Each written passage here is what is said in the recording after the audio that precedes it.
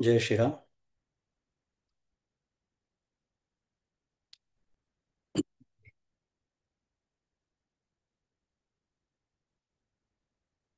ज्ञानेश्वरी भावदर्शन अध्याय 9. आणि ओवी क्रमांक 264 इथपर्यंत आपला अभ्यास मागच्या वेळेला आला होता.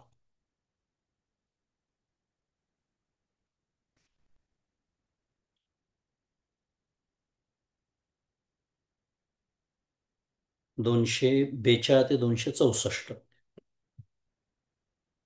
असा आपण अभ्यास मागच्याला केला.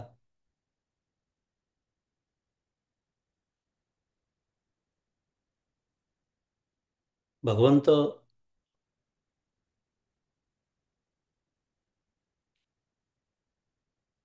कोणकोणत्या प्रकारचे भक्त माझी कशी कशी उपासना करतात ते सांगतायत. हा विषय आपला सुरू आहे.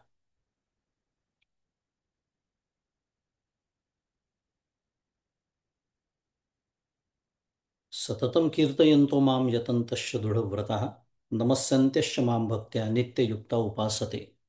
हे 14व्या श्लोकात सांगून झाल्यानंतर 15व्या श्लोकामध्ये भगवंत जे ज्ञानयज्ञ करतात, सततम कीर्तयन्तो माम नमस्यन्त्यश्च माम भक्त्या वगैरे सगळं आपण बघितलं. त्याच्यानंतर भगवंत एका अजून विशिष्ट प्रकारच्या भक्तांचं वर्णन करतायत की ज्ञान यज्ञेन च अपि अन्ये यजन्तः माम उपासते. तेही यजनच करतात, तेही उपासनाच करतात. आणि यजन शब्द का? कारण ज्ञान यज्ञ असा शब्द वापरला म्हणून. आपल्याला माहिती आहे यजन, याजन, अध्ययन, अध्यापन हे शब्द माहिती आहेत आपल्याला. पण त्याच्यात सुद्धा थोडा फरक आहे. एकत्वेन, पृथक्त्वेन, बहुधा, विश्वतो मुखम. थोडा एक ज्ञानयज्ञ असतो, पण कोणी एकत्वेनं, तर कोणी पृथक्त्वेनं, तर कोणी बहुधा विश्वतो मुखम. ह्या पद्धतीने हे ज्ञानयज्ञ करणारे विविध अधिकारी, हा विषय आपण मागच्याला बघितला. आणि त्याच्यावरच्या ओव्या बघितल्या सगळ्या. मी जसं म्हणालो 242 पासून सुरुवातीच्या काही ओव्यांमध्ये माऊलींनी यज्ञाचं रूपक केलं होतं, जे आपण मागच्याला बघितलं.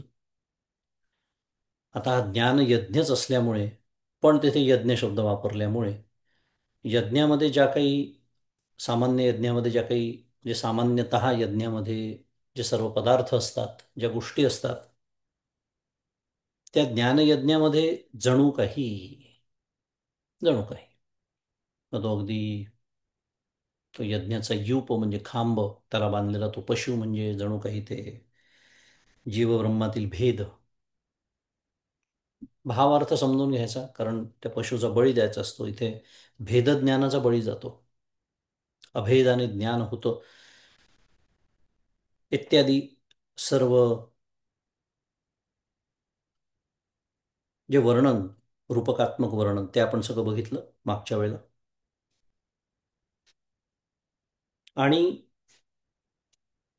त्याच्यामध्ये एकत्वेनं याचं वर्णन सुरू होतं. एकत्वेनं त्याच्यातच ज्ञानयज्ञाचं जे वर्णन आधीच्या अध्यायामध्ये आपण बघितलं होतं, ते ह्याच पद्धतीचं होतं की सगळं काही तोच, तो अग्नी तोच, हवीर द्रव्य तोच, यजमानही तोच, होता तोच, अग्नी तोच, इत्यादी इत्यादी इत्यादी. पण दुसरा भजनाचा प्रकार आपल्याला आपल्यासमोर आला, तो पृथक्त्वेनं. आणि त्याच्या ओव्या पुन्हा बघण्याची आवश्यकता नाही आहे, पण सारांशाने उजळणीचा भाग, थोडंसं विषय प्रवेश, नेहमीची आपली पद्धत.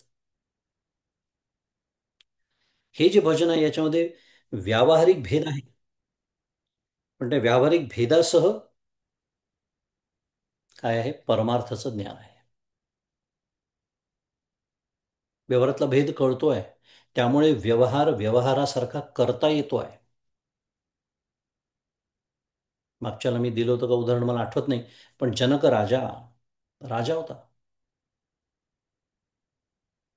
किती गोष्टी राजाला कराव्या लागतात. भेदज्ञानाशिवाय शक्य आहे का? नाही आहे शक्य. व्यावहारिक सत्तेमध्ये जे भेद आहेत ते स्वीकारूनच कार्य करता येतं, नाही तर कार्यच करता येत नाही. म्हणून मागच्याला मी नष्टमानस, बहुमानस, समनस्क हे जे एक जीवनमुक्तांचे एक प्रकारशास्त्र सांगतं, ते याला समांतर विषय आहे हा, खरं विचार केला तर. हा बहुमानस प्रकारातला असतो. हा दुसरा प्रकार ज्ञानयज्ञच आहे, जीवनमुक्तच आहे, ज्ञानीच आहे, पण कार्य सुरू आहे. एका ठिकाणी बसलेले नाही आहेत.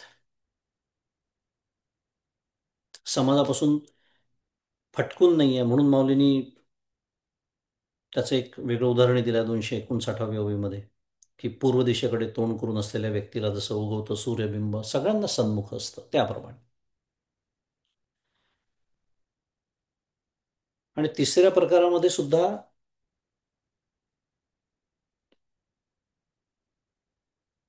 हे जे व्यवहारातलं द्वैत भेद म्हणूया, त्याचा संदर्भ आहे, पण ते सगळं हेच आहे.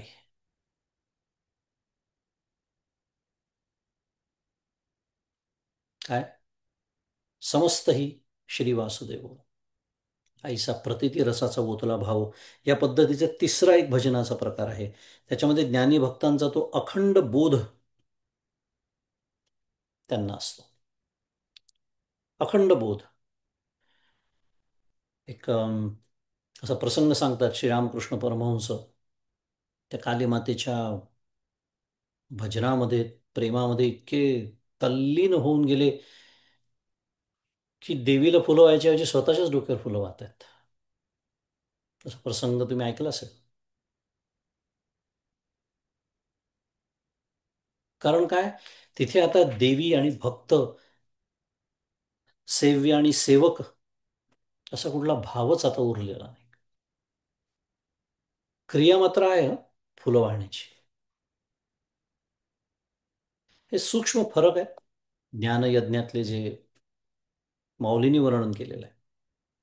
का भगवंत म्हणतात आहे, एकत्वेन पृथक्त्वेन बहुधा विश्वतोमुख. मला जे काही सगळं दिसतंय, सर्व खलु इदम ब्रह्म. पण सर्वम खलु इदम ब्रह्ममध्ये सर्वम शब्द आहे का नाही? आहे, म्हणजे त्याला सापेक्षता आहे का नाही जगताची? आहे. असं हे ज्ञानयज्ञाचे, ज्ञानयज्ञचं यजन करणारे, त्या पद्धतीने भगवंताची उपासना करणारे ज्ञानीच. कारण भगवंताशिवाय दुसरं त्यांना काही नकोच. पण सर्व तेच असं मानणारे, व्यावहारिक भेदासह पारमार्थिक अभेदाचं ज्ञान असलेले असे विविध 3 प्रकार आपण बघितले. आणि भगवंत शेवटी 262 क्रमांकाच्या ओळीमध्ये माऊली म्हणते की एरवी तरी सकळ मीची आहे, तरी कौणिके उपासिला नव्हे. एक एके एथ एके जाणणे बिण ठाय अप्राप्तासी, की अज्ञानावस्थेत सुद्धा सर्व विश्व मीच आहे. म्हणजे मला ज्ञान झालं आहे का मला ज्ञान झालं नाही ह्याच्यावर काही अवलंबून आहे का? नाही. हे संपूर्ण विश्व भगवंतच आहे. मला ज्ञान झालंय की नाही याच्यावरती अवलंबून नाही. सर्व सर्व लोक सर्वत्र काळ सर्वत्र जो व्यवहार करतात तो व्यवहार म्हणजे व्यापकाचीच उपासना आहे. परंतु हे ज्ञान नसल्यामुळे तो जो अज्ञानी, तो विचाराला प्राप्त न झालेल्या मूर्खांना काय होतो, प्रतिबंध होतो, त्यांच्या ज्ञानाला प्रतिबंध होतो. थोडक्यात असे हे ज्ञानी भक्त व्यापक रूपाने ज्ञानलक्षणा उपासना करतात आणि त्यांच्या भक्तीचे प्रकार मी तुम्हाला सांगितले. भक्त आणि त्यांच्या भक्तीचे प्रकार असं माऊली म्हणते. आणि मग 264 क्रमांकाच्या जसं मी मागच्याला म्हणालो तशी एक काय म्हणूया प्रस्तावना करून दिली आहे पुढच्या श्लोकाची, की एरवी सर्व माणसे सर्वांच्या मुखात जे जे काही अर्पण करतात ते ते सर्व एका माझ्यातच सहज समर्पित होतात. थोडक्यात कोणतेही भोग समर्पण केले तरी सर्वांतर्यामी भगवंतालाच ते प्राप्त होतात. पण पुन्हा हे न कळल्यामुळे मूर्खांनी जे केलं ते मला प्राप्त होत नाही. म्हणजे काय आहे? एक अजून छान बारकावा याच्यातनं आपल्या लक्षात येतो बरं का. कोणता? इथे क्रियेला महत्व आहे का भावाला करा विचार तुम्ही. कारण क्रिया तर मूर्खही करतातच आहेत. असं इथे ज्यांना मूर्ख म्हटलेलं आहे ते करतातच आहेत. पण त्यांनी केलेले भोग समर्पण ते भगवंताला प्राप्त होत नाही असं का म्हटलं? कारण तिथे भाव नाही आहे. म्हणजे महत्वाचं काय आहे? भाव आहे. आणि आमचं हेच चुकतं नेमका. पूजा असो, नामस्मरण असो, ध्यान असो, कुठलंही परमार्थाच्या नावाने मी जे जे काही करतो ते भावरहित होऊनच करतो म्हणून तर फलप्राप्ती होत नाही. रोजची स्तोत्र समजा मी काही म्हणत असेल ती सुद्धा भावरहित, कारण ती म्हणून उरकून टाकायची असतात. कारण आता ठरवलं आहे रोज हे म्हणायचं,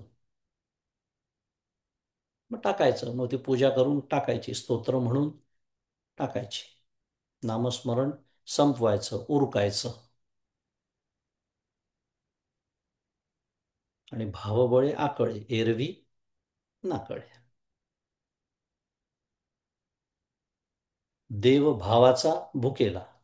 कितीतरी आपल्याला असे हे माहिती आहेत चरण पद अखंड ते सांगतात आहे. आणि मी नेमकं भगवंताला जे हवं ते न देता त्याला बाकी सगळं देतो. उदबत्ती अगदी माझी प्रीमियम असते. अत्यंत महाग उदबत्ती विकत आणतो मी. का? पैसे आहेत माझ्याकडे. आहे आता गणपती आलेच दिवस. मग माझं मखर चांगलं का तिच्या घरचं मखर चांगलं झालं होतं? तिच्या घरी 40 झाले, माझ्याकडे 80 लोक दर्शनाला आले. त्याच्यामध्ये 3-4 मान्यवर सुद्धा होते म्हणजे समाजात. गणपतीचं काय झालं ते नाही विचारायचं. ते नाही विचारायचं. कारण गणपती हे एक निमित्त आहे कशाचं? Get together. बाकी प्रपंच गॉसिप. रामकृष्ण हरी त्याचं वर्णन करायची गरज नाही. मुद्दा फक्त काय चाललाय आपला? भाव. मग इथे भगवंत स्वतः म्हणतात आहे की मग ते पोचेल का भगवंतापर्यंत? भगवंत म्हणेल की परमार्थाच्या नावाने प्रपंचच चालू आहे. आणि जर एखादा असा शहाणा असेल, इथे मूर्ख शब्द वापरले म्हणून शहाणा वापरला, तो प्रपंचातली कर्म अशी करेल की ती पूजा ठरेल भगवंताची.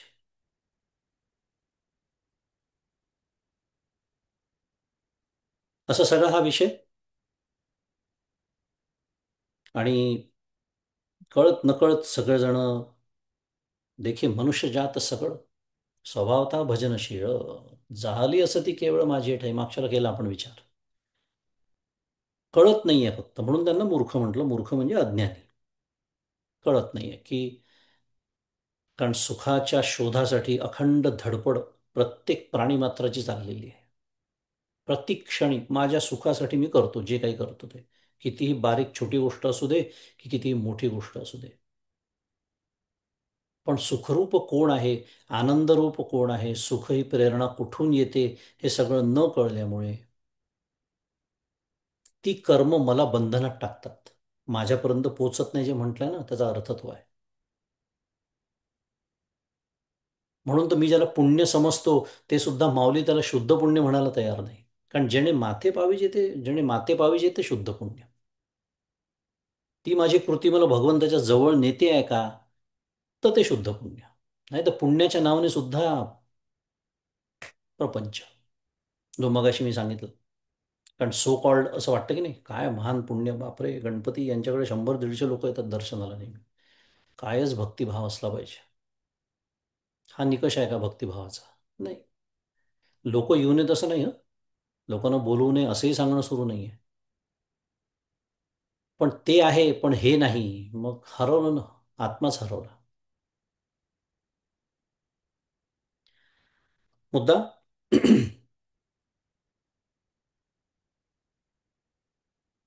भाव अत्यंत महत्वाचा. आणि तो नसेल तर आपण देखे मनुष्य जात सकाळचा सगळा विचार केला. आता प्रश्न असा उपस्थित होतो की भक्त जर इतक्या प्रकारे उपासना करतात, म्हणजे अगदी मगाशी पण आपण सततम कीर्तयंतो माम पासून तर भगवंताचे वर्णन करतात आहे भक्तांचं. नमन भक्ती करणारे पण आहेत, नमस्सन्नित्यश्च माम भक्ती आहे, ते ज्ञानयज्ञाचं त्याचे 3 प्रकार पाहिले, एकत्वेन पृथक्त्वेन बहुधा विश्वतोमुखम वगैरे. मग इतक्या विविध प्रकारे जो उपासना करतात, तर ती तुझ्या एकट्याची म्हणजे परमात्म्याचीच उपासना कशी ठरते? सगळं तुलाच येऊन कसं मिळतं असं भगवंता तू कसं काय म्हणतो?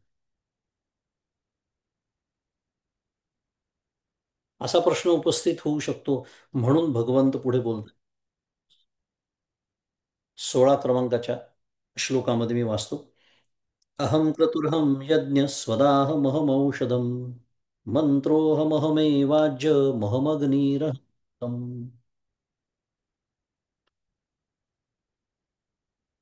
अशी शंका म्हणून माऊलींनी 264 क्रमांकाच्या ओवीत मी जसं म्हणालो, काय करून दिलं? प्रस्तावना करून दिली की एरवी सर्व माणसे सर्व काळ सर्वांच्या मुखात जे जे काही अर्पण करतात ते ते सर्व एका माझ्यातच सहज समर्पित होतं.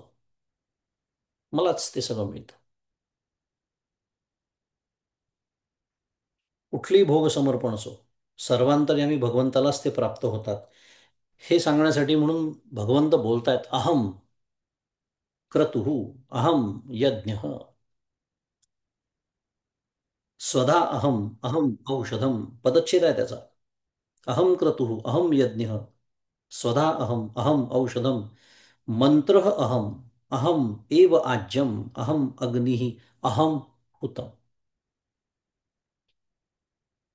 किती वेळा अहम शब्द आला? 1, 2, 3, 4, 5, 6,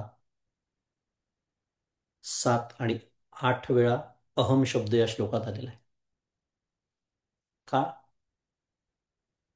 तोच तर मुख्य विषय आहे या श्लोकाचा. तोच तर गाभा आहे त्याचा. अहम क्रतुः, अहम यज्ञ, स्वधा अहम, अहम औषधम. हे सगळं मी आहे भगवंत सांगतात. का? कारण भक्त जर अनेक प्रकारे उपासना करतात तर ते सगळं मलाच येऊन मिळतं हे कसं शक्य आहे? हे सांगण्यासाठी हा श्लोक आपल्यासमोर आहे. अहम क्रतुः आणि अहम यज्ञ. क्रतू म्हणजे यज्ञ. आता इथे 2 शब्द झाले की नाही? क्रतू पण आलाय, यज्ञ पण आलेला आहे. अहम क्रतुः म्हटलेला आहे, अहम यज्ञ ते दिलाय की मी क्रतू आहे. अर्थात पहिले आपण अर्थ वाचून घेऊया. मी क्रतू आहे. अहम क्रतुः, अहम यज्ञ म्हणजे मी यज्ञ आहे. मी स्वधा, स्वधा अहम आणि अहम औषधम, मी औषध. मंत्र अहम म्हणजे मी मंत्र. अहम एव आज्यम, मी घृत. घृत आज्य मागच्याला सांगितलं होतं, हे तुपासाठी संस्कृत शब्द आहेत 2. एक पातळ तूप, एक घट्ट तूप. दोन्हीचा अर्थ तुप हाच आहे. अहम अग्निही, मी अग्नी. आणि अहम हुतम, मीच हवन क्रिया आहे. म्हणजे पदार्थ ते सर्व मी. यज्ञाचा संदर्भ सुरू आहे, ज्ञान यज्ञाचा संदर्भ सुरू आहे. म्हणून यज्ञाचीच भाषा वापरून भगवंत बोलतायत. ते सर्व पदार्थ तर मी आहेच, ती क्रिया सुद्धा मी आहे.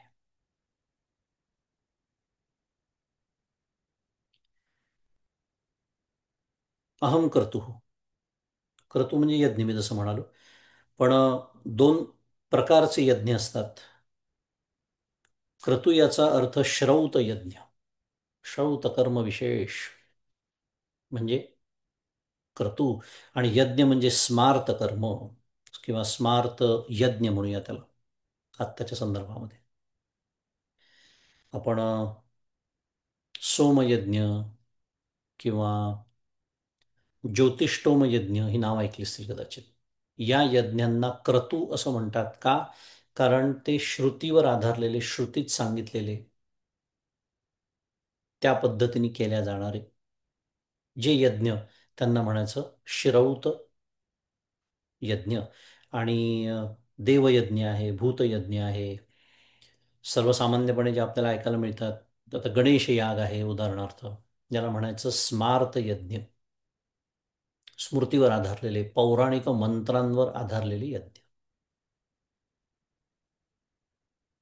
हे दोन्ही मी आहे भगवंत म्हणतात आहे. मी स्वतः पितृयज्ञ, स्वतः म्हणजे पितृयज्ञ, किंवा त्या यज्ञामध्ये जे पितरांना अर्पण केलं जातं अन्न, त्याला सुद्धा स्वधा म्हणतात. तुम्ही जर कधी श्राद्धाची पूजा बघितली असेल, केली असेल, पितृपंधरवाड्यात तुम्ही करत असाल, तर स्वधा हा शब्द त्या मंत्रामध्ये खूप वेळा येतो. स्वधा, कारण काय, पितरांचा यज्ञ आहे तो, पितरयज्ञ, पितृयज्ञ. औषध, मीच औषध. म्हणजे सर्वसामान्य आपण जे काही, सर्व प्राणी जे काही खातो, ज्या त्या अन्नाला औषध म्हटलेलं आहे. किंवा सर्वसामान्य मनुष्य जे खातात त्याला स्वधा म्हणून औषध, जी विशिष्ट एखादा रोग निवारण करणारं जे आपण भेषज घेतो, त्यालाही औषध म्हणतात. या दोन्ही दृष्टीने विचार करता येईल. मीच मंत्र, मंत्र तर माहितीच आहे. ज्या मंत्राच्या माध्यमातून ते जे देवतांचं अन्न आहे, ते त्या त्या देवतेपर्यंत पोचवलं जातं. आणि पोचवण्याचं काम जो करतो तो अग्नी आहे. यज्ञ एक फार सुंदर संस्था आणि फार भारतीय शास्त्राने अत्यंत प्रगत असं ते विज्ञानच आहे. अक्षरशः विज्ञान आहे की हे कसं पोचत असेल, का विशिष्ट पदार्थांचीच आहुती यज्ञामध्ये द्यायची असते.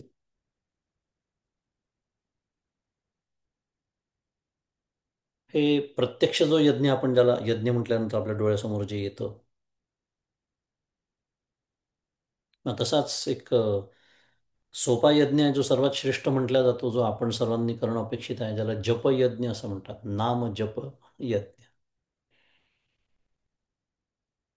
नाम जप यज्ञ तो परम, म्हणते की नाही माऊली? पण नाही, करण्याची हौस ज्यांना असते, हे सगळे असे मोठा घाट घातल्याशिवाय, 5,000 10,000 लोक यज्ञाला आल्याशिवाय पुन्हा ते करू नये हे सांगणं चाललंय नाही. पण हा इतका सोपा, रोज करण्यासारखा यज्ञ सुद्धा मी करत नाही, हा विषय. त्यामुळे त्याचे मंत्र मी, घृत मी, अग्नी मी, मीच हवन क्रिया आहे. श्रौत, स्मार्त, पितृ, सर्व प्रकारचे यज्ञ मी, आणि त्या यज्ञामध्ये लागणाऱ्या सर्व गोष्टी, क्रिया, सर्व काही मीच आहे.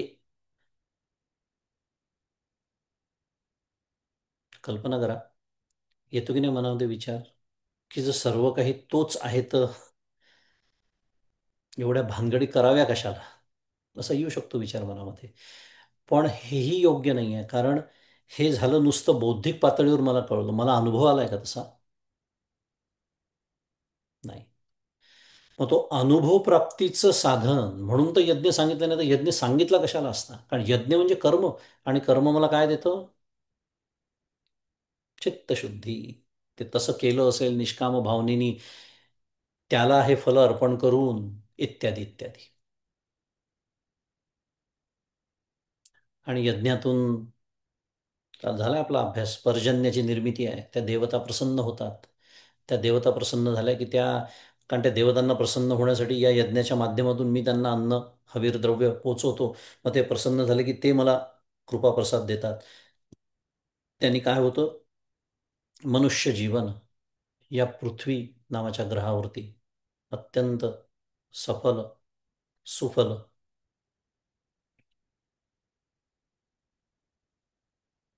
समृद्ध, संपन्न इत्यादी होतं, असं सगळं वर्णन आधीच्या अध्यायांमध्ये आपण शिकलेलो आहे. मुद्दा, ज्ञानयज्ञाचा अधिकार येईस्तोवर कर्म, ती गाडी आली पुन्हा. प्रश्न अधिकाराचा आहे फक्त, नाही तर ज्ञानयज्ञाचं वर्णन झालेलंच आहे आधी.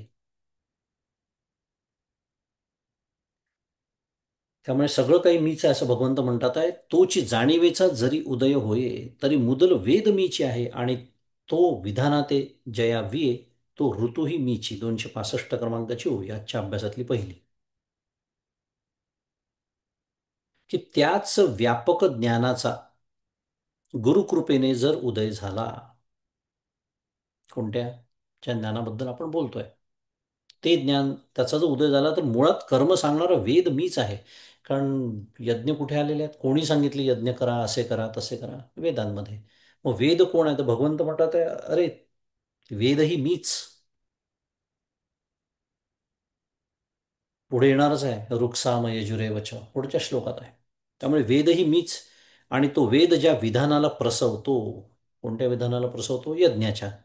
ज्याचा उपदेश करतो तो ज्योतिष्टमादी श्रौत यज्ञ ही मीच आहे. मग तया कर्मापासून बरवा, जो सांगोपांग आघवा, यज्ञ प्रकटे पांडवा, तोही मी गा. आता ऋतू शब्दाचा दुसरा अर्थ संकल्प असा आहे. मग म्हणजे यज्ञ करण्याचा संकल्प केल्यानंतर वेदाने जो प्रयोग विधी सांगितला आहे, प्रयोग ज्या पद्धतीने तो यज्ञ करायला हवा त्याला विधी, प्रयोग विधी म्हणतात. त्या प्रयोग विधीपासून जो चांगला, संपूर्ण व सांगोपांग यज्ञ प्रकट होतो, तो देखील मीच आहे. तो देखील मीच आहे. त्या यज्ञाची देवता समजा प्रकट झाली. आत्ताच्या इंडस्ट्रीच्या भाषेत बोलायचं झालं, मीटिंगला SVP आला, तो दोन गोष्टी सांगतो, दोन गोष्टी देतो. तो SVP काय सांगतो? असं असं आहे, आपली कंपनी असं असं करणार आहे. हा निर्णय SVPचा असतो का CEOचा असतो? तुम्ही सांगा मला. आणि मग तो सांगतो, सगळ्यांना आता 5% पगारवाढ मिळणार आहे. 5% पगारवाढ हे सांगतो म्हणजे देतो तो सिनियर व्हाईस प्रेसिडेंट, असं आपल्याला वाटतं आपल्या डिपार्टमेंटचा. 5% हा निर्णय कोणी घेतला? 10% द्यायचं नाही, हा निर्णय कोणी घेतला? CEOने घेतला. मुद्दा, सर्व काही तोच आहे. कारण तो यज्ञ जो प्रकट होतो तो देखील मीच आहे. स्वाहा मी, स्वधा सोमादी औषधी विविधा, आज्य मी समिधा, मंत्र मी हवी. की देवाकरता अर्पण केलेले अन्न, पितरांकरता अर्पण केलेले अन्न मीच आहे. स्वाहा, स्वाहा म्हणतो की नाही आपण यज्ञामध्ये, स्वाहा म्हणजे देवतांना अर्पण करण्याचा मंत्र आहे बरं का तो. आणि स्वधा हा पितरांना अर्पण करण्याचा मंत्र, जसं मी मगाशी म्हणालो, त्या पूजेमध्ये तो शब्द म्हणून खूप वेळा येतो, स्वधा. हे सगळं मीच आहे. तसेच सोमादी वल्ली, सोमादी, सोमयागामध्ये सोमादी वल्ली, ती ती वेली लागते.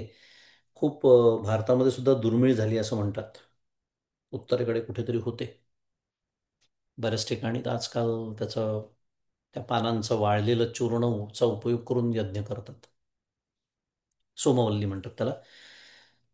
सोमादेवल्ली, घृत, पळसादिकांच्या समिधा, हे सर्व काय आहे? मी आहे. याज्ञा पुरोनु वाक्यादी मंत्र आणि देवतेला उद्देशून अर्पण करावयाचे हवीर द्रव्य मी आहे. हे काय सांगणं सुरू आहे? विषय विसरायचा नाही हा. जर हे सगळं भगवंत असेल तर सांगणं काय चाललंय? कुठल्याही प्रकारची उपासना, विविध प्रकारच्या उपासना आपण बघितल्या, त्या शेवटी कोणाला जाऊन मिळतात हे सांगण्यात आलेलं आहे.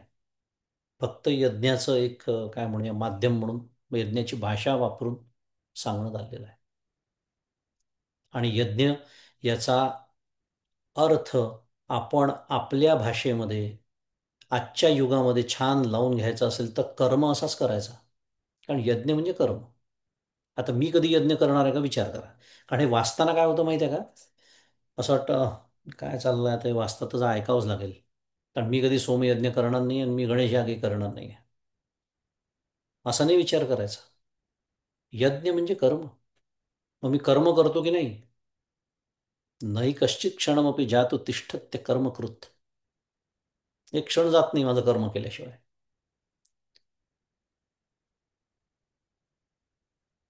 त्यामुळे मी जी कर्म करतो ती आधुनिक काळातली यज्ञ समजायला काहीच हरकत नाही आहे. माझं कार्यालयातलं काम यज्ञच आहे तो. घरातलं काम यज्ञ आहे. अहो साधं भोजन जर यज्ञ असेल, उदर भरणं नोहे जाणी जे यज्ञ कर्म, तो सुद्धा आम्ही करत नाही. कारण राहवतच नाही. ते कधी खायला मी सुरुवात करतो मग आठवण येते, अरे हो असं सांगितलं होतं खरं. लहानपणी श्लोकही शिकवला होता आईबाबांनी. वळण लावलं तर कुत्रं सुद्धा जेवत नाही. काय? हे म्हटल्याशिवाय. मग तो कुत्र्याला वळण लागू शकतं तर माणसाला नाही लागू शकतं. पण कळलेलंच नाही त्याचं महात्म्य काय आहे. उदर भरणं नव्हे म्हणून. जाऊ द्या विषय वाढत जाईल पण. म्हणून बघा तुम्ही अमेरिकन लोक कसे, आता त्याला जेवण तरी म्हणावं का प्रश्न आहे, कसे खातात. आणि भारतीय मनुष्य कसा जेवतो, अन्न ग्रहण करतो. किती फरक आहे. ह्यालाच तर संस्कृती म्हणतात. आम्हाला संस्कृती म्हणले झाले सुरू यांचे बुरसटलेले विचार. बुरसटले नाही आहे, अतिप्रगत विचार जे आहेत त्यालाच खरं संस्कृती म्हणतात. कारण खाणार तर नुसतं साधे जनावरही खातात, त्याला काय म्हणतात, प्रकृती असं म्हणतात. खाणं, भूक लागली की खाणं प्रकृती आहे. भूक लागली की दुसऱ्याला मारून खाणं विकृती आहे. आणि भूक लागल्यानंतर छान सुंदर स्वयंपाक करून देवाला नैवेद्य दाखवून, हे उदरभरण नाही तर हा यज्ञ कर्म आहे, हे समजून घेऊन ते ग्रहण करणं, याला संस्कृती असं म्हणतात. आणि आम्हाला आजकाल संस्कृती सोडून विकृतीकडे जाणं म्हणजे प्रगती वाटते. आहे की नाही? विचार करा. विचार करायचा. हे कोणालाही काही पटवणं नाही चाललं इथे. तुमच्या विचारासाठी शुद्ध मराठीत फूड फॉर थॉट. आमचे पूर्वज वेडे होते का? पोळी भाकरी भाजी हातावरी घेऊन खाता येते. पण का नाही तसं त्यांनी शिकवलं आम्हाला? आमची पोरं दोन हाताने पोळी तोडतात. हे कौतुकाची गोष्ट नाही आहे. शिकवा त्यांना एका हाताने कशी पोळी तोडता येते, कसं एका हाताने जेवता येतं. बारीक सारीक विचार आहे. मुद्दा माझा एवढाच सुरू होता की हे आपल्याला आणून भिडवायचं असेल तर हे सोडून द्या. सोमयज्ञ ज्योतिष्टोमी नावाने आढळली तरी चालते. मी जे करतोय म्हणून तर मग तुकाराम महाराज साध्या भाषेत सांगतात. राम म्हणे ग्रासोग्रासी तोची जेवेला उपवासी. राम म्हणे करिता धंदा सुख समाधी त्या सदा. राम म्हणे पावलो पावली.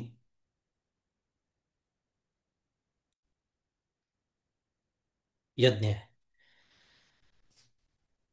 आणि असं जेव्हा मी यज्ञ करतो तेव्हा हळूहळू मी खरोखर एक दिवस ध्यानयज्ञाचा अधिकारी होतो. कारण हे मी करतो ना. आणि किती सुंदर पद्धती आहे बा आपल्याकडे, त्याला शुद्ध मराठी शब्द वापरतो. All this things have been institutionalize. Institutionalize म्हणजे काय? मला जर भोजनाच्या वेळेला हा श्लोक म्हणायची सवय असेल तर मी तो श्लोक म्हणतो तेव्हा काय होतं? काय होतं? अहो भगवंताचं अनुसंधान स्मरण होतं त्याचं. उदर भरण नोहे जाणीजे यज्ञ कर्म. कारण अहम वैश्वानरो भूत्वा प्राणीनाम देहमाश्रिता. तोच पचवतोय आतमध्ये बसून. नाही तर कोण रात्री मस्त जेवून झोपतो मी, सकाळी उठून पचलेलं असतं. मी करतो का ते काम? ही अनुसंधानाची सोय आहे खूप छान.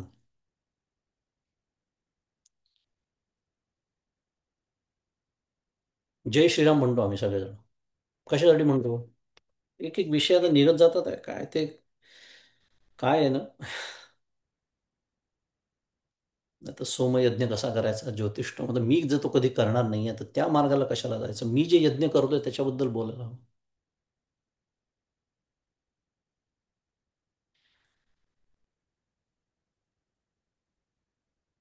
हा मुद्दा आपला सुरू आहे. त्यामुळे हे जेव्हा माझ्या लक्षात राहील, अनुसंधानाची उत्तम सोय आहे ती. ह्या ना त्या निमित्ताने भगवंताचं अनुसंधान. जय श्रीराम आम्ही म्हणतो. हाय हॅलो नाही म्हणतायत का? म्हणता येतं. आता आमच्यामुळे अनेकांना सवय लागलेली आहे, चांगली गोष्ट आहे, खूप छान आहे. अनेक लोक आता जय श्रीराम म्हणायला लागले. का? कारण बोलणं सुरू करण्याच्या आधी पुन्हा त्याचं स्मरण, त्याचं अनुसंधान, कुठेतरी एक मनामध्ये त्याचं अनुसंधान असलं की आपलं बोलणं सुद्धा सुधारतं. कारण त्याच्या अनुसंधानात मी वाकड तिकडं बोलू शकतच नाही. उलट नव्हे, त्याचं अनुसंधान जेव्हा सुटतं तेव्हाच माझी वाणी बिघडते. छोट्या छोट्या गोष्टी असतात, त्याला संस्कृती असं म्हणतात, बाकी काही नाही. छान सोय आपल्या संस्कृतीमध्ये करून दिली आहे, पण त्याचं महात्म्य आम्हाला कधी कळलं नाही आणि म्हणून आम्ही ते सगळ्यात दुर्दैव पुढच्या पिढीपर्यंत पोचवू शकलो नाही. म्हणून ते रस्त्यावर उभं राहून खाणं, पायात चपला बूट घालून खाणं, कुठेही कसंही खाणं, हे जे इथे इथे त्याला खाणंच म्हणतात, दे आर इटिंग. आपल्याकडे खाणं आणि भोजन फरक आहे. भोजन शब्द काय आहे, तर त्याची प्रक्रिया आहे पूर्ण. त्यात तापोष निघायला सांगतात परमपूज्य मंदाताई. शेवटचा मुद्दा सांगतो आता, निघाला विषय तर. आपोषणी घ्यावी, कारण ते अन्नाचं वस्त्र आहे. निर्वस्त्र अन्न जर पोटात गेलं त्यांनी स्वैराचार वाढतो, कारण अन्नाच्या सत्वांशापासून मन तयार होतं असं शास्त्र सांगतं. म्हणून मी सांगितलं ना, की आपण स्वतःला खूप शहाणे हुशार समजत असू ना, तर ह्याच्यावर रिसर्च म्हणजे संशोधन करा ना, की असं का सांगितलं बरं आपल्या पूर्वजांनी, शास्त्र असं का सांगतं, हे नाही केलं तर काय होतं, प्रयोग करून पहा. पण ते नाही करायचं. पण संस्कृती म्हटल्यानंतर ज्या अंगावर पाल पडल्यासारखं करतात त्यांच्याबद्दल बोलता बरं. तिथे जमलेले एकही तसे नाही, मला माहिती आहे. म्हणूनच जमलेत, नाही तर आलेच नसते. पुढे जाऊया. हे सर्व मी आहे असं भगवंत म्हणतात आहे. हे मला स्मरण असलं पाहिजे की माझ्या हातून घडणारं प्रत्येक कर्म, त्याचं रूपांतर मला यज्ञात करता आलं पाहिजे. हा विचार आपला सुरू आहे. आणि ते यज्ञात करण्याची ही काय म्हणूया, हे रहस्य आहे त्याचं, की हे सर्व भगवंत, आणि मग हेच तर दुसऱ्या भाषेत परमपूज्य काका सांगतात आहेत काय, त्याच्या स्मरणात, रामाच्या स्मरणात, रामाला आवडेल असं कर्म त्याच्या स्मरणात केलेलं, त्याचं फल त्याला अर्पण करून आणि त्याच्या प्राप्तीकरता केलेलं म्हणजे निष्काम कर्म. झाला यज्ञ. झाला यज्ञ. कुठलंही कर्म असू दे. हेच भगवद्गीता आपल्याला शिकवते आहे. यज्ञ मी कर्म मी कसं करतो याला महत्व आहे, त्याच्यातनं ते कर्म मला बंधनातून सोडवणार आहे का बंधनात टाकणार आहे हे ठरतं. कर्म कोणतं याला फारसं महत्व नाही, कारण तो प्रारब्धाचा आणि कर्तव्याचा भाग असतो. कितीही छोटं कर्म असू द्या आणि किती मोठं कर्म असू द्या, मी ते कसं करतो ते ठरवतं की मला कर्मबंधनातून मी सुटणार का अडकणार. होता मी हवन कीजे, जेथ तो स्वरूप माझे, आणि हुतवस्तू जे जे तेही मीची. हवन करणारा मी आहे. ज्या अधिकरणाचे ठिकाणी हवन केले जाते, अधिकरण म्हणजे स्थल, मागच्याला आपण आनंदाच्या तत्वज्ञानमध्ये शिकतोय समानाधिकरण, त्याच्यामध्ये अधिकरण शब्द येतो तेव्हा स्थल आणि काल असा अर्थ सांगितला होता मी. आधार, अधिकरण, स्थान. त्यामुळे ज्या अधिकरणाच्या ठिकाणी हवन केले जाते, ज्याला यज्ञभूमी म्हणता येईल, असा तो आहवनीय, गार्हपत्य, दक्षिणाग्नी, अवसथ्य आणि सभ्य या नावाचा जो श्रौत अग्नी, तो माझेच स्वरूप आहे. अग्नीचे पण प्रकार आहेत बरं. पुन्हा श्रौत का स्मार्त, ते यज्ञ, ज्यांना यज्ञ करायचे आहे त्यांच्यासाठी सर्व शास्त्र उपलब्ध आहे. ते अग्नीचे प्रकार आहेत ते सगळे, गार्हपत्य, आहवनीय वगैरे. आणि हुत म्हणजे हवी, प्रक्षेप रूप क्रिया मीच आहे. आणि यज्ञ संबंधी कुंड मंडपादी ज्या ज्या वस्तू आहेत त्याही मीच आहे.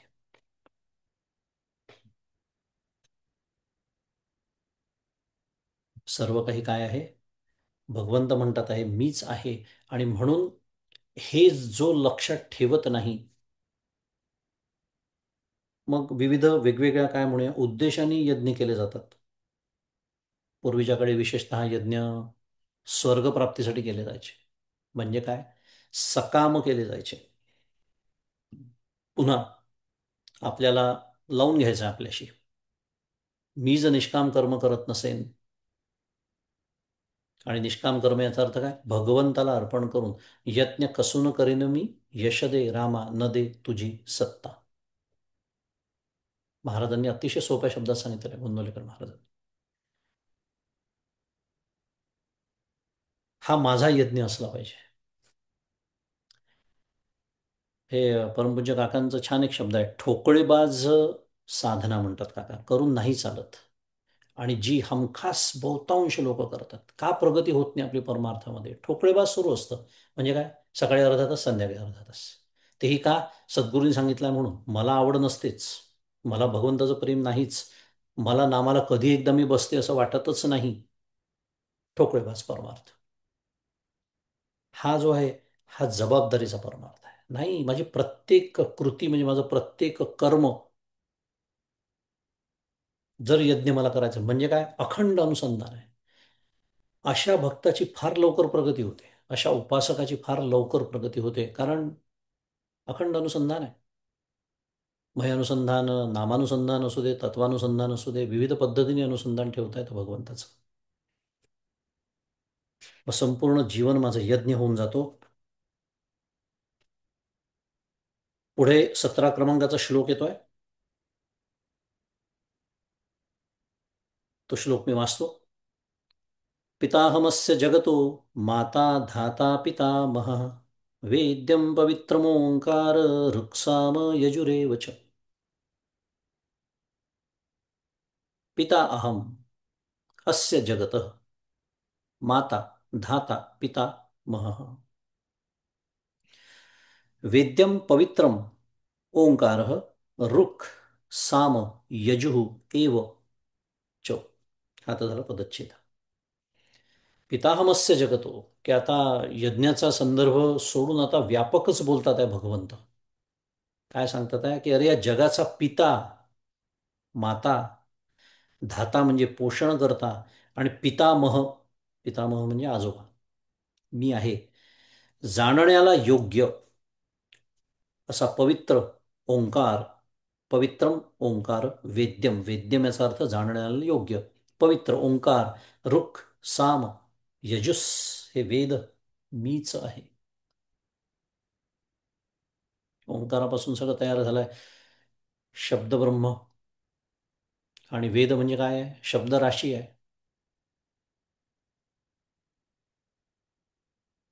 तर तेच सांगतात आहे की या जगताचा पिता, माता, पोषण करता, धाता म्हणजे पोषण करता, आणि पोषण करता तर तो आहेच.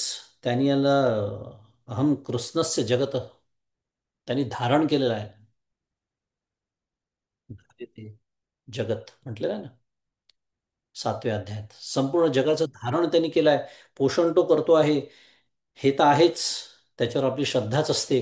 पण एक अत्यंत महत्वाचा अर्थ आहे धाता, याचा अर्थ कर्मफलस्य प्राणिभ्यो विधाता. कसं शिकायला मिळतं पहा. नाही ते श्लोक वाचून पुढे, पिताहमस्य जगतो माता धाता पितामह, अरे हो, पण त्याचा अर्थ काय आहे? धाता म्हणजे काय सांगणं सुरू आहे? पोषण करतं तर तो आहेच, पण कर्मफलस्य प्राणिभ्यो विधाता म्हणजे कर्मफल देणारा, जीवाच्या कर्माचं फल देणारा. श्वेताश्वेतरमधले माझी आवडती श्रुती मी नेहमी सांगत असतो, त्याच्यामध्ये एक सुंदर शब्द येतो, एको देवः सर्वभूतेषु गूढ. सर्वव्यापी, सर्वभूतांतरात्मा, कर्माध्यक्ष. काय शब्द आहे तो? आणि हे आपण आधी शिकलेलो आहे की भगवंत सूयते सचराचरम, तिचा स्वीकार करतो मी, आणि मग ती माया हे सगळं प्रसवते असं म्हटलेलं आहे. कर्माध्यक्ष, सर्वभूतादिवास, साक्षी चेता केवलो निर्गुणश्च. पूर्ण श्रुती आहे ती. मुद्दा कर्माध्यक्ष. का? का आठवलं? धाता शब्दाचा अर्थ आपण पाहतोय. आणि मग त्याच्यावर त्यातनं मला काय शिकायचं आहे पुन्हा साधक म्हणून? तेवढ्यासाठी मी एवढं सगळं बोललो. विचार करा, किती छान सुंदर त्याचं साधनेत रूपांतर करता येतं का या तत्वज्ञानाचं, तर त्याचा उपयोग आहे. नाही तर हा श्लोक पाठही मला असला, अध्याय जरी पाठ असला तरी काय उपयोग आहे? ते मला वापरता आलं पाहिजे. कसं वापरता आलं पाहिजे? अरे जर पितामहस्य जगतो माता धाता पितामहा असं जर भगवंत स्वतः म्हणतात आहे, मी धाता आहे म्हणजे पोषण करतात आहेच, पण प्रत्येक जीवाच्या कर्माचं फल देणारा जर तो आहे, तर मला तुलना करण्याचा काय अधिकार आहे? पहा कसं त्याचे परिणाम आहेत, इम्प्लिकेशन शुद्ध मराठीमध्ये. आणि हाच परमार्थ परमपूज्य काकांना आवडतो. साधनाभिमुख परमार्थ. साधं त्याचं परिणाम आहे की जर तो ठरवतो प्रत्येक जीवाचं कर्माचं फल काय द्यायचं, तर मी जेव्हा तुलना करतो, मी जेव्हा स्पर्धा करतो, मी जेव्हा मत्सर करतो, मी जेव्हा हेवेदावे करतो, दुसऱ्याचा आनंद पाहून माझ्या पोटात कालवाकालव होते, तेव्हा मी काय विसरलेलो असतो? धाता कोण आहे हे विसरलेलो असतो. आणि मग आधी जे वर्णन केलं होतं, अवजानंती माम मूढा मानुषीम तनुमाश्रितम, त्याच्यात आणि माझ्यात काय फरक आहे? म्हणून कुणाही जीवाचा न घडो मत्सर वर्म सर्वेश्वर पूजनाचे, तुकाराम महाराज सांगतात आहे. त्याच्या पाठीमागे हे सगळं तत्वज्ञान आहे हो. कारण ईश्वर सर्वभूतानां हृद्देशे अर्जुन तिष्ठती, प्रत्येकाच्या हृदयात जर तो आहे, तो ठरवतोय की या जीवाच्या या कर्माला काय फल द्यायचं, तर हा शहाणपणा मी का करावा? त्याला किती मिळावं, मला त्याचं जाऊ दे, मला किती मिळावं. आणि नाही मिळालं तर दुःख, मिळालं तर हर्षवायू. Superiority complex, inferiority complex. Complex म्हणजे गुंतागुंत, परमपूज्य काका म्हणतात. काय सुंदर त्याचं परिणाम आहे. ह्याला म्हणतात अभ्यास बरं का. नाही तर काय, जगताचा माता पिता पोषण करता पिता महत्व आहे, बरं पुढे नाही, असं नाही. कर्माध्यक्ष जर तो असेल तर माझं कर्म मी उत्कृष्ट करणार, पुन्हा तेच यत्न कसून करीन मी, यशदे रामा. हे जसं माझ्या बाबतीत सत्य आहे, तसं ते इतरांच्याही बाबतीत सत्य आहे. तुलनेचं कारणच राहत नाही. कल्पना करा, परमार्थाच्या म्हणजे पारमार्थिक ज्ञानाची प्राप्ती एक दिवस आपल्याला होईल तेव्हा होईल, पण हे नुसत्या या गोष्टी जरी, शुद्ध मराठीत negative things, if I can throw out of my life. आणि परमपूज्य काका तेही समजून सांगतात, शेवटी फलं मिळण्यासाठी तुम्ही करून करून काय करणार आहे, तर तुमचं कर्म उत्कृष्ट करणार आहे, ह्याच्या पलीकडे तुम्ही करूच काय शकता तसंही. मग ते तर करायचंच आहे, त्याला परमार्थात कुठेच आडकाठी नाही आहे. पण मानसिक ज्या सगळ्या समस्या उद्भवतात आहेत आज जगामध्ये, त्या सगळ्या तुलनेनी, स्पर्धेनी, ईर्षेनी, मत्सराने, का पुन्हा त्याचं विस्मरण झालेलं आहे. तो धाता आहे आणि जणू काही मी धाता असल्यासारखा वागायला लागतो. भगवंतांनी सांगून ठेवलेलं आहे, एकदा सांगून ठेवलं दुसऱ्या अध्याय, किती वेळा सांगणार? काय? कर्मण्येवाधिकार असते मा फलेषु कदाचन. हे छान विचार आहेत, हे असे आतमध्ये आपल्याला असे बसले पाहिजे. म्हणजे फार, मी जसं म्हणालो, परमार्थात प्रगती तर होतेच, पण जीवनामध्ये एक शांती, तृप्ती, समाधान, निर्भयता हे वाढतं राहतं. कल्पना करा, स्वाभाविकच आहे, हे जर माझ्या अंतःकरणात हा विचार सदैव जागा असेल, तर मी शांतच असणार आहे, कारण माझं कर्म मी उत्कृष्ट केलेलं आहे. मी निर्भयच असणार आहे. भीती कशामुळे? ते चिंता, काय होईल कसं होईल. आता जर काय होईल कसं होईल माझ्या हातातच नाही आहे, तो ठरवणार आहे, तर चिंता कशाला राहील माझ्या आयुष्यात? म्हणजे मी निर्भय नाही होणार. तृप्ती, समाधान, धक्का लागेल का त्याला?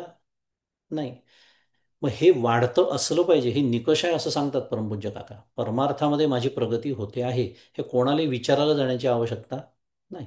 या गोष्टी माझ्या जीवनात वाढत्या आहेत का?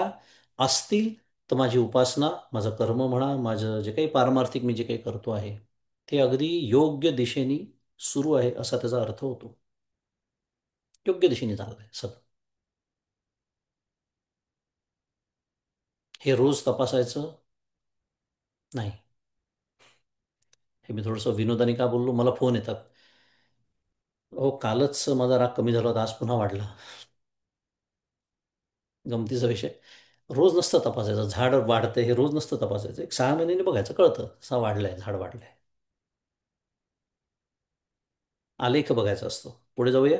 पै जयाचिनी अंगसंगे ये प्रकृतीस्तव अष्टांगे, जन्म पाविजत असे जगे, तो पिता मी गा.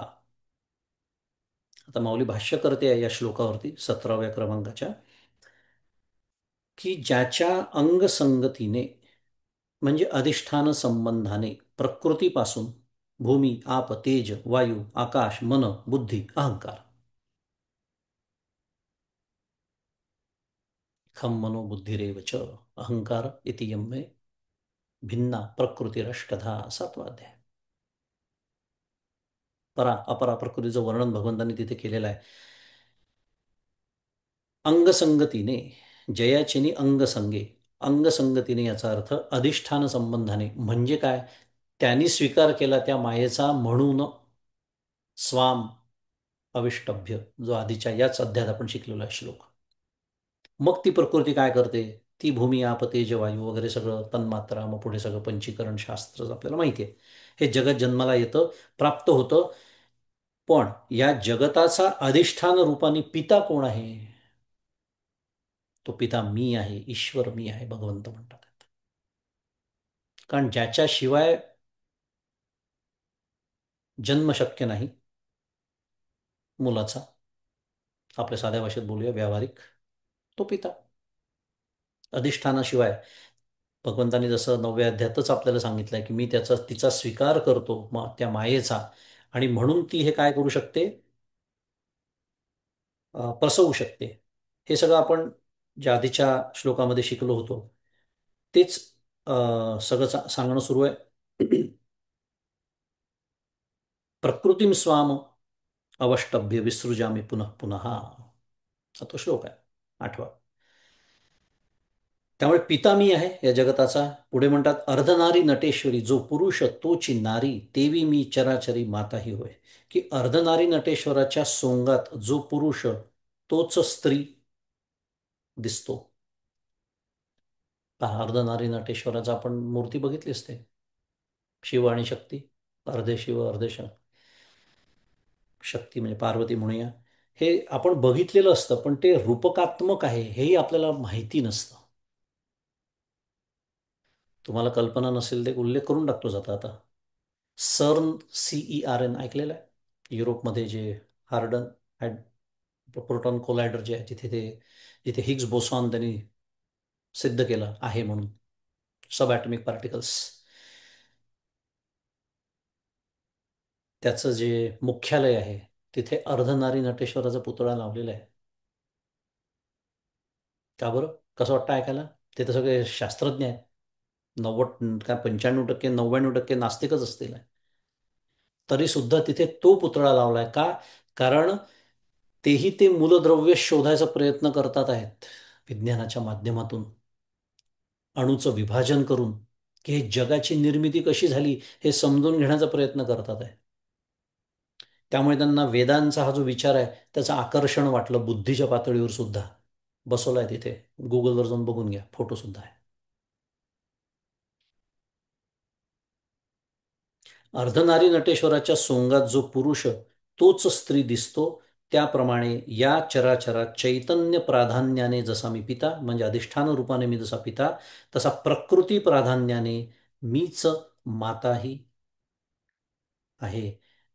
काय सांगणं सुरू आहे? अर्थात निमित्त कारण आणि उपादान कारण मीच आहे. आणि हे सर्व मीच असल्यामुळे मी याच्यापासून भिन्नही नाही, म्हणून इथे शब्द नाही आहे, पण मी अभिन्न पण आहे, म्हणून मी अभिन्नो निमित्त पादान कारण म्हणतात त्याला.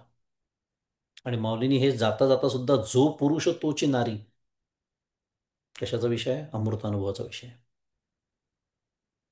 कारण शक्ती ही शक्तिमानाशिवाय भिन्न नसते.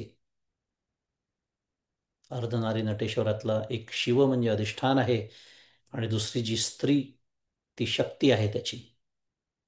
आणि कुठलंही कार्य करायचं म्हटलं की शक्तीशिवाय कार्य होऊ शकत नाही. आणि इथे जगताचा संदर्भ आहे, तटस्थ लक्षणाचं वर्णन सुरू आहे. येणार आहे स्वरूप लक्षण, पितामह शब्द आलेलाच आहे. पण मुद्दा, प्रकृती प्राधान्य म्हटलं तर माता, चैतन्य प्राधान्य म्हटलं तर पिता, अधिष्ठान रूपाने. त्यामुळे निमित्त कारण, उपादान कारण शब्द आता सगळ्यांना माहिती झाले असतील. नसतील माहिती तर जाता जाता थोडक्यामध्ये, मडकं जेव्हा तयार होतं तेव्हा त्याचं निमित्त कारण कुंभार असतो आणि त्याचं उपादान कारण माती असते. हे दोन्हीही जगताच्या बाबतीत एकच, तो म्हणजे भगवंतच त्याचं कारण, तोच निमित्त कारणही, तोच उपादान कारणही. आणि एक इथला विषय नाही आहे, पण अप्रत्यक्षरित्या तो विषय आहे असं म्हटलं तरी चालेल, कारण पितामह या ह्याच्यात येईलच. पण एक मुद्दा सांगतो जाता जाता, की इथे पिता आणि माता कोण झाला? एकच झाला. म्हणून बघा, मानसपुत्र म्हटलेला आहे. सुरुवातीला ब्रह्मदेवाचे सुद्धा मानसपुत्र आहेत. जगताचा करता, जग ज्याने निर्माण केलं तो ब्रह्मदेव म्हणून समजतो की नाही आपण. त्याचे जे आहे ते मानसपुत्र सांगितलेले आहेत. मुद्दा माझा एवढाच सुरू आहे, जिथे आई आणि वडील एकच असतात, त्याच्यातून जी निर्मिती होते ती शास्त्राच्या मांडणीप्रमाणे प्रातिभासिक असते.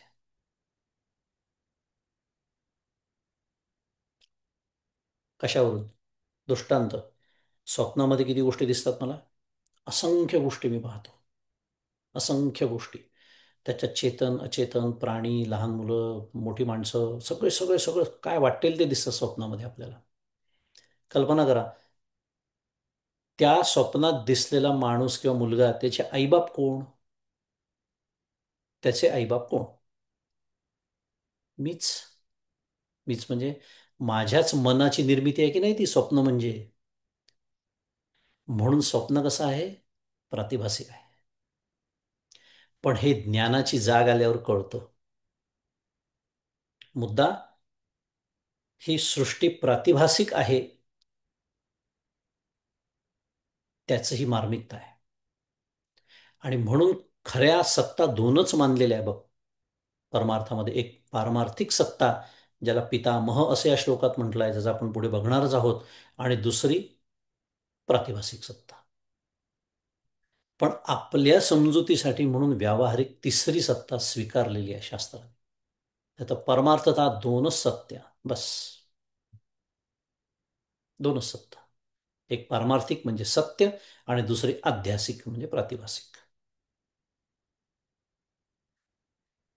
आणि जाहले जग जेथ राहे, जेणे जीवित वाढत आहे, ते मी वाचुनी नोहे आन निरुते. आणि झालेले जगत ज्याच्या आधारावर राहते, ज्याच्या योगाने सत्ता स्फूर्तीद्वारा जिवंत असते आणि कर्मफलद्वारा वाढते. कशाचं वर्णन सुरू आहे? लक्षात आलं असेल, धाता शब्दाचं. हे तिन्ही आशय आपण बघितले मगाशी. तो धाता देखील माझ्या वाचून निश्चित दुसरा कोणी नाही. त्याच्या आधारावर वाढतं, सत्तास्फूर्तीद्वारा ते जिवंत असतं, आणि कर्मफल द्वारा वाढत राहतं. कारण कर्म सकाम केले तर पुन्हा आहेच, मग ते सगळं जन्म मृत्यूचं चक्र हे सगळं सुरू राहतं राहाडगाडगं. त्याला कारण पुन्हा कोण? भगवंत म्हणतात आहे, मीच आहे, धाता मीच आहे. ये प्रकृती पुरुषे दोन्ही उपजली जयाचिया, अमन मनी तो पितामह त्रिभुवनी विश्वाचा मी. काय सुंदर मौलीने ओवी लिहिली आहे पितामहावरती पहा. कारण आता प्रश्न येऊ शकतो मनामध्ये. काय? पिता माता पोषण करतात, ठीक आहे. पितामह का आणला असावा? आजोबाला का आणलं इथे? आई वडिलांपर्यंत ठीक आहे, थोडा गमतीचा विषय. पण हा श्लोक वाचल्यावर मला खूप छान वाटलं. कारण तुम्हाला काही कोणाला आठवलं असेल तर माहीत नाही, काही वर्षांपूर्वी मी एक लेख लिहिला होता, परमार्थ आणि विज्ञान नावाचा. त्याच्यामध्ये एक रूपक मी रंगवलं होतं.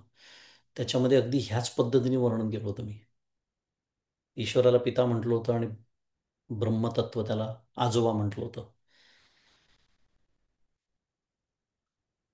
हा श्लोक समोर ठेवून मी ते लिहिलेलं नाही, एवढंच मला सांगायचं होतं. हा वाचल्यानंतर मागवून मला कळलं की ते रूपक किती शास्त्रशुद्ध आहे. छान वाटलं होतं त्या वाचल्यानंतर. ये प्रकृती पुरुषे दोन्ही उपजली जयाची या अमन मनी तो पितामह त्रिभुवनी विश्वाचा मी. की परमार्थतः ज्याला मन नाही. आता पारमार्थिक सत्तेचं वर्णन सुरू झालं, मी मगाशी म्हणालो तसं. पारमार्थिक सत्तेचं म्हणजे परमार्थतः त्याला मन नाही आहे, कारण अमन आहे, ते अप्राण आहे, ते अजीव आहे, अनेत्र आहे, सगळी वर्णन आहेत त्याची श्रुतीमध्ये. तिथे मन नाहीच. असा तो परमात्मा अमन असा असूनही, असा जरी तो असला तरी मन सोमनोयत या केन उपनिषदाच्या श्रुतीनुसार जीवाच्या मनाचे प्रेरक, प्रकाशक, साक्षी स्वरूप मन आहे. म्हणजे काय? मनाचं मन ते आहे.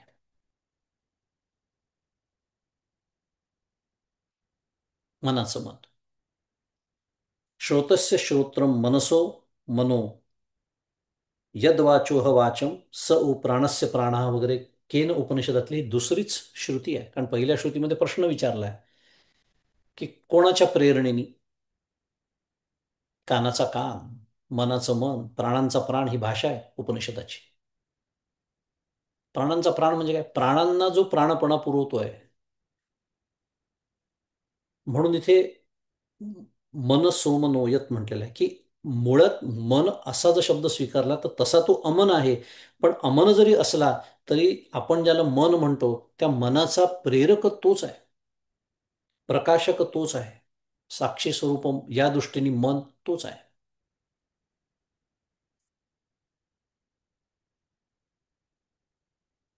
पुढे म्हणतात दोन, ज्याला जगदुत्पत्तीचे ज्ञान, इच्छा, संकल्प हे काहीही नाही. कारण ज्ञान म्हणा, इच्छा म्हणा, संकल्प म्हणा हे कोणाचं काम आहे? मनाचं काम आहे, अंतःकरणाचं काम आहे. तिथे मन नाहीच म्हटल्यानंतर या गोष्टी संभवतात का? नाही. पण असं जरी असलं, असा तो मनोधर्मरहित अमन आहे तरी सुद्धा एकोहम बहुश्याम प्रजायेय, मी एकटा आहे, बहु व्हावं हा संकल्प आला. असे सत्य कामत्व, सत्य संकल्पत्व, सर्व ज्ञान इत्यादी गुणांनी युक्त माया वृत्तीरूप मन आहे. म्हणजे मनाचा कुठलाही गुणधर्म तिथे नसताना असं म्हणणं की त्यांनी संकल्प केला, मूळ माया. त्यांनी संकल्प केला. काय संकल्प केला? एकोहम बहुश्याम प्रजा येय. हा काय ठरतो? साध्या भाषेत आरोप ठरतो. जो जसा नाही तसं त्याला म्हणणं, त्याला आरोप असं म्हणतात. कारण तिथे मनच नाही, मन नसताना त्यांनी संकल्प केला असं म्हणणं हा आरोप आहे. हा आरोप कशासाठी केला? मला येतोय ना जगताचा अनुभव. मग त्या जगताचं स्पष्टीकरण काहीतरी द्यायला हवं. त्याच्यासाठी जगताची निर्मिती सांगावी लागते. आधी मिथ्या उभं राहावे. दासबोध, आधी मिथ्या उभं राहावे. हे मिथ्या उभारण्याची प्रक्रिया आहे की असा संकल्प. आणि संकल्प कसा? तर सत्य कामत्व, सत्य संकल्प. त्याच्या एका संकल्पाला एवढं यश आहे. अनंत कोटी ब्रह्मांड निर्माण झाली आहेत केवळ संकल्पाने. नारद भक्तिसूत्राच्या प्रस्तावनेमध्ये परमपूज्य काकांनी ईश्वर नावाची संकल्पना कशी निर्माण झाली ते सांगताना फार सुंदर मुद्दा मांडलेला आहे की आज आधुनिक विज्ञान, आता समजा आपण आपल्या आत्ताच्या भाषेत बोलू, आधुनिक विज्ञान एवढं आधुनिकच शब्दातच आलं, ते अतिप्रगत काय वाटेल ते निर्माण केलेलं आहे. पण एक गोष्ट, एक धुळीचा कण तरी त्या विज्ञानाला संकल्पाने करता आलाय का? विचार करा.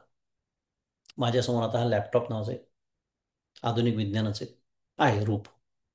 त्याच्यामध्ये हजारो गोष्टी कार्यरत आहेत. पण त्या लॅपटॉप या यंत्राचा मी जेव्हा विचार करतो तेव्हा त्याच्यामध्ये काय आहे? शेवटी शेवटी काय आहे? लोखंड आहे, काच आहे. ज्याला सीपीयू म्हणतात, ती जी चिप आहे ती सिलिकॉन चिप कशापासून आली? सिलिकापासून आली. सिलिका कुठून आलं? वाळूपासून. हे असं जेव्हा आपण मुळाकडे जातो, यातलं काहीही घ्या. प्लास्टिकची कीबोर्ड आहे, प्लास्टिक कुठून आलं? It's a petrochemical product. Petroleum कुठून आलं? पुन्हा पृथ्वीच्या पोटातून आलं. ते तरी कसं निर्माण झालं? माहिती आहे आपल्याला, विज्ञान कसं सांगतं. ती सगळी एनर्जी साठवल्या गेली, वृक्ष वगैरे गाठल्या गेले मिलियन्स ऑफ इयर्स. मुद्दा एवढाच आहे माझा, काहीही या जगातली कुठलीही गोष्ट घ्या, दोन गोष्टी एकत्र मिळून मिसळून तिसरी गोष्ट तयार करणे एवढंच मनुष्याला शक्य आहे. एक धुळीचा कण किंवा एक सिंगल सेल अमिबासारखा जीव सुद्धा मनुष्याला संकल्पाने निर्माण करता येत नाही. किती जीव म्हणून आपण किती क्षुल्लक क्षुद्र आहोत. अहंकार लयासाठी शिकतो आहे सगळं. आणि त्याच्या एका संकल्पाला एवढं यश आहे. एक ओहम बहुश्याम म्हटल्याबरोबर अनंत कोटी ब्रह्मांड, मोमेंट ऑफ बिग बँग. कारण मी एक धुळीचा कण नाही निर्माण करू शकत. त्यांनी एवढी मोठी पृथ्वी, जी कसपटा समान आहे या सगळ्या विश्वामध्ये, हे सगळं निर्माण करण्यासाठी सामान त्यांनी कुठून आणलं? पहिला प्रश्न. आणि ते सामान ठेवलं कुठे होतं? कोणत्या गोदामात? जग निर्माण करण्याच्या आधी. आत्ता शिकलो आपण ते सामान काय आहे. तोच निमित्त आहे, तोच उपादान कारण आहे. केवळ एका संकल्पाने एवढं, एका संकल्पाला त्याच्या एवढं यश आहे. म्हणून परमपूज्य काका नेहमी सांगतात, तुलना जर करायची झालीच, नाही मगाशी आपण बोललो ते मला जमलं, तुलना करावीशीच वाटली तर भगवंताशी करावी असं म्हणतात काका, की ज्याच्या एका संकल्पाला इतकं यश आहे. आणि माझ्या हजारो संकल्पाला सुद्धा त्यातला एखादा कुठला तरी पूर्ण होतो. ही माझी अवस्था आहे. फार सुंदर अहंकार लयाचं साधन आहे. पुढे म्हणतात, परमार्थतः जो वृत्ती ज्ञान रहित, आशय विषय रहित अमन असून त्याला स्वयंप्रकाश ज्ञानमय मन आहे. आता मनाची भाषा गमतीशीर इथे वाटते का? कारण अमन मनी तो पितामह त्रिभुवनी विश्वाचा मी म्हटलाय म्हणून. तो स्वयंप्रकाश आहे, तो ज्ञानमय आहे, म्हणजे तो ज्ञानरूप आहे. म्हणजे ज्ञान हेच त्याचं रूप आहे. त्याला ज्ञान होत नाही, त्याचं ज्ञान होत नाही. काय म्हणालो मी? ब्रह्म बोलण्याची भाषा असते, पण म्हणून तर मग श्रुती सांगते ना, ब्रह्मवेद ब्रह्मैव भवती. त्याला ब्रह्मज्ञान होतो, तो ब्रह्मच होतो, असा त्याचा अर्थ आहे. मला ब्रह्मज्ञान झालं म्हणजे मला जसं लॅपटॉपचं ज्ञान झालं, मला अजून काय पुस्तकातनं वाचून ज्ञान झालं, असं त्रिपुटीयुक्त ते ज्ञान नाही. ब्रह्मज्ञान झालं याचा अर्थ तो ब्रह्मरूपच झाला, एकरूप झाला. ही आपली व्यवहारातली भाषा आहे, ज्ञान झालं. पण ते ज्ञानरूपच आहे. पण असं असलं तरी त्याला स्वयंप्रकाश ज्ञानमय मन असं म्हटलं, कारण मनाची भाषा सुरू आहे म्हणून. म्हणून मनाचं मन, हे जी श्रुती आपल्याला केनोपनिषदातली श्रुती सांगते त्याचा हाच अर्थ आहे. आणि अशा स्वरूपाच्या ज्याच्या अमन मनाचे ठिकाणी पुरुष, जीव आणि देहेंद्रियादी प्रकृती उत्पन्न झाली आहेत, तो त्रैलोक्यातील विश्वाचा विविध नामरूपांचा काय आहे? आजोबा. म्हणजे परमात्मा कोण आहे? मी आहे अर्जुना. पिताहमस्य जगतो माता धाता पितामह. आणि आघवेया जाणण्याची या वाटा, जया गावा येती गा सुहटा, वेदाची या चोहटा वेद्य जे म्हणजे 273 क्रमांक 24. की आणि जगातील सर्व ज्ञानांच्या वाटा ज्या गावाला येतात, तो परमात्मा मी आहे. अभिप्राय काय आहे? की जगातील कोणत्याही पदार्थाचे ज्ञान जेव्हा होते तेव्हा त्या पदार्थातील व्यापक अशा ब्रह्मचैतन्यावरच अज्ञानाचे आवरण असते. म्हणून ज्ञानाला विषय देखील ब्रह्मचैतन्यच असते. अर्थातच प्रमातृभेदाने, विषयभेदाने, कालभेदाने, अवस्थाभेदाने ज्ञाने भिन्न भिन्न असली तरी सुद्धा सर्व ज्ञानांचे ज्ञेय एक ब्रह्मचैतन्यच आहे. बाह्य पदार्थाचं ज्ञान मला कसं होतं त्याची ही प्रक्रिया आहे. आणि त्या चैतन्याचे चार भेद कल्पिलेले आहेत. कल्पिलेले आहेत. चैतन्यात भेद नाही, अभेद आहे, अखंड शिकतोय आपण. पण कल्पना केली आहे. प्रमातृ चैतन्य, प्रमा चैतन्य, प्रमाण चैतन्य इत्यादी. आणि हे जे अज्ञानाचं आवरण इथे म्हटलेलं आहे, ते जेव्हा दूर होतं, म्हणून त्याला चिदाभासाचं साह्य सांगितलेलं आहे. कशासाठी? चिदाभासामध्ये काय आहे? चितचा आभास आहे की नाही, ते ज्ञानरूप आहे. तो नसता तर कशाचंच ज्ञान झालं नसतं. तो नसता ही भाषाच संभवत नाही खरं तर, पण समजुतीसाठी. म्हणून असं म्हणतात की जगातील सर्व ज्ञानांच्या वाटा त्या गावाला येतात आणि वेदाच्या चव्हाट्यावर ज्याला वेद्य म्हटले जाते ते मी आहे. वेद्य म्हणजे जाणण्यास योग्य असा त्याचा अर्थ होतो. भाव असा की वेदांमध्ये कर्म, उपासना इत्यादी विषय सांगितलेले असले तरी सुद्धा सर्व वेदांचे मुख्य तात्पर्य ब्रह्म प्रतिपादनात आहे. पहा, हे महत्वाचा विषय आहे. कर्म सांगा, उपासना सांगा, काही सांगा, जायची गाडी कुठे आहे? शेवटी कोणत्या गावाला? ज्ञानाच्या गावाला. तात्पर्य ब्रह्म प्रतिपादनात आहे, कारण वेदात कर्म आणि उपासना ही ब्रह्मज्ञानाची साधने म्हणून सांगितली आहेत. जे आपण मगाशी बोललो, म्हणून यज्ञ सांगितले आहेत. म्हणून सर्व वेदांचे वेद्य, वेदांत वेद्य म्हटलंय की नाही रामरक्षित, वेदांत वेद्य पुराण पुरुष. आणि परमपूज्य काका सांगतात वेदांतैक्य वेद्य असे म्हटलं, केवळ वेदांनीच जाणल्या जाऊ शकतो. वेदांचे वेद्य एक ब्रह्मच आहे. शिवाय वेद हे संख्येने चार असले तरी सुद्धा सर्वांचे वेद्य, वेद्य म्हणजे पुन्हा एकदा चारही वेदांच्या माध्यमातून जाणण्यास जे योग्य आहे, जे अपेक्षित आहे ते काय आहे? ते एक आहे, ते मी आहे. प्रतिबोध विदितं मतं अमृतत्वं हि विन्दते. आत्मना विन्दते वीर्यं, विद्येया विन्दते अमृतम. फार सुंदर श्रुती आहे केनोपनिषदातली. ही जर लक्षात राहिली, अखंड जागी राहिली, खूप मोठं एक अत्यंत अप्रतिम साधन आपल्या हातात अलगद येऊन पडतं. फार झपाट्याने पुन्हा प्रगती परमार्थामध्ये होते. कारण पुन्हा अखंड अनुसंधान त्याच्यामध्ये अनस्यूतच आहे. कारण प्रत्येक क्षणी मला बोध होतो आहे. हे कसं करायचं हे पुढच्या शुक्रवारी ऐकूया. वेळ होऊन गेली आपली. आज इथे थांबू आणि सर्व चिंतन हे सद्गुरूंच्या चरणी करू. श्री सद्गुरुनाथ महाराज की जय. जय जय रघुवीर समर्थ.